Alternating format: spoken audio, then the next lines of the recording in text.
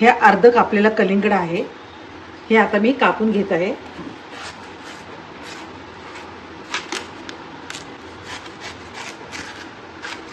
हे कलिंगड मी कापून घेत आहे।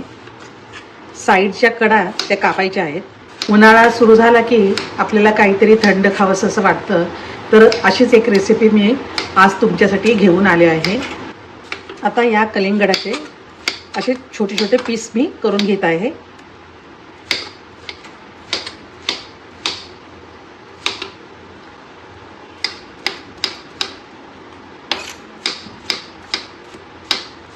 हे बघा, अशा प्रकारचे मी पीस केलेले आहेत। आता एका बाउलमध्ये मी काढत आहे।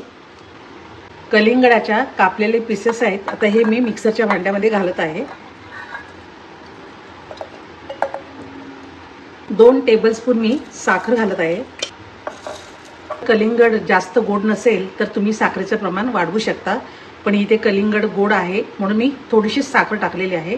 तुम्ही तुमच्या आवडीप्रमाणे साखर घालून घेऊ शकता। चिमूटभर मीठ घालत आहे। आता याच्यामध्ये मी अर्धा लिंबू घेतलेला आहे, तो याच्यात पिळून घालत आहे।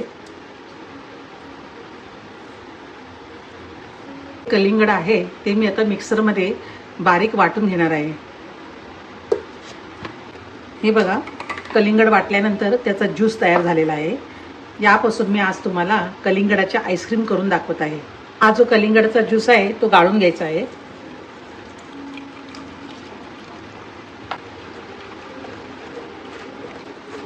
कलिंगडचा ज्यूस केल्यानंतर तुम्ही तो टेस्ट करून बघा, आणि त्यात जर तुम्हाला साखर, लिंबू किंवा मीठ कमी वाटत असेल तर तुम्ही एक्स्ट्रा याच्यामध्ये घालू शकता। आईस्क्रीमचं मोल्ड घेतलेला आहे आणि हा जो ज्यूस केलेला आहे तो याच्यामध्ये घालायचा आहे।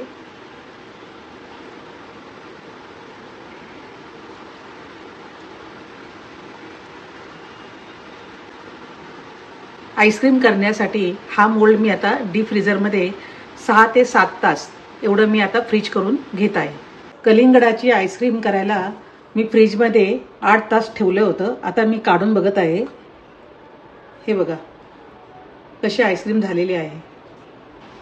तुम्ही सुद्धा अशा प्रकारे कलिंगडाची आईस्क्रीम करून बघा आणि मला कमेंटमध्ये सांगा। आणि अशाच नवीन रेसिपी पाहण्यासाठी फॅमिली फ्लेवर्सला सबस्क्राईब करा। धन्यवाद।